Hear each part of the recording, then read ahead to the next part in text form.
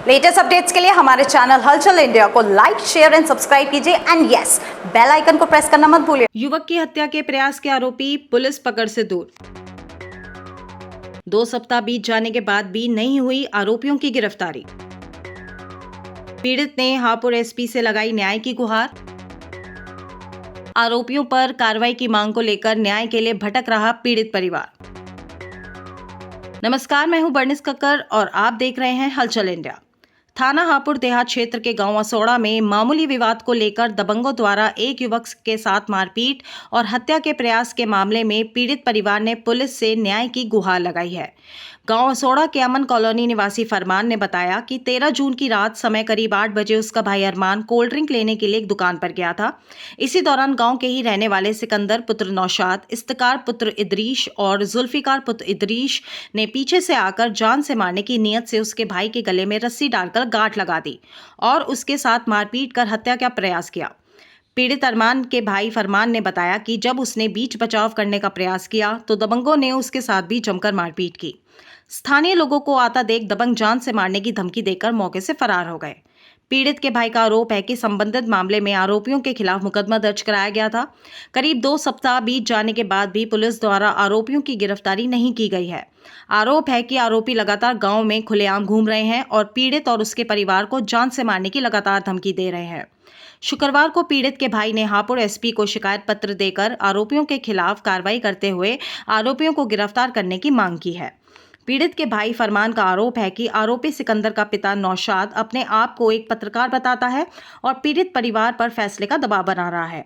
आरोप है कि फैसला न करने पर कथित पत्रकार पीड़ित परिवार को जान से मारने की धमकी भी दे रहा है, जिससे परिवार में दहशत का माहौल बना हुआ है।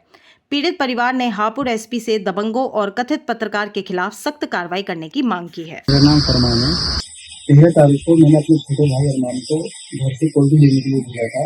वो बाहर दुकान पे गया आदित्य मकान के पास। जैसे वो वहाँ पहुंचा तो कुछ गुंडों ने, वो पहले ही प्लानिंग के साथ खड़े हो गए थे, उन्होंने उसकी मारपीट करनी शुरू कर दी। उसकी फुटेज भी है। कुछ लोगों ने उसके बाद उनका बीच बिचाव करा दिया। बीच बिचाव होने के बाद जैसे कुछ लोग उनके घर कर दिया, अरमान को डिसाइड कर दिया। उसके बाद जो है पीछे से जुल्फिकार इफ्तिकार आए, उन्होंने उसके गले में रस्सी डाली और सिकंदर ने जो है उसको मारना दोबारा शुरू कर दिया और उसके बाद उसको पूरा मारने का प्रयास किया गया। इफ्तिकार ने छुरे से, चाकू से उसके वार किया और इसके अलावा उनके और भी हथियार थे जो मुझे प्रॉपर तरीके से नहीं पता है। काफी उनके पास हथियार थे और उसको इस तरीके से मारा कि उसको अधमरा कर दिया। जैसे वहाँ शोर शराबा हुआ तो मैं भाग के आया। वहाँ आके मैंने देखा तो मेरा भाई पूरा अधमरा था। उसको बिल्कुल मारने की कगार पे थे वो लोग। मैंने उनसे पूछा कि भाई क्या हो गया, मैं उनको हटाया। उसके बाद उन्होंने मुझे मारना शुरू कर दिया।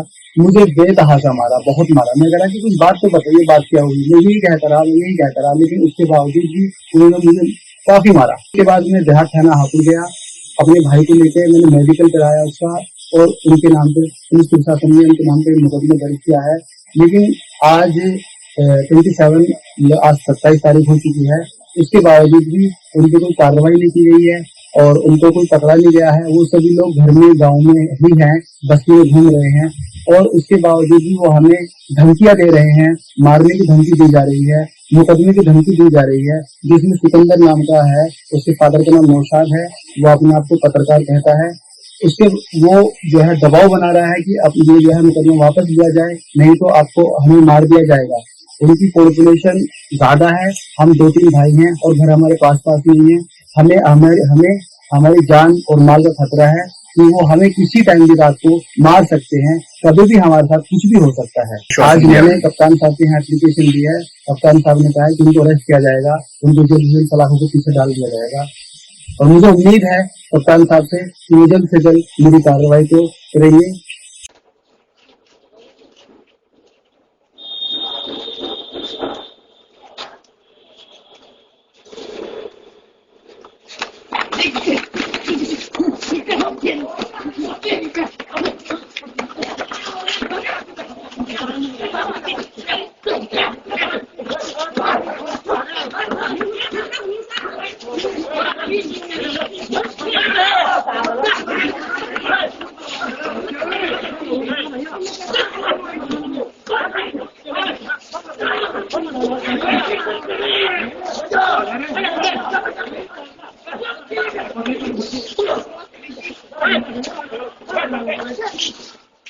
Wow.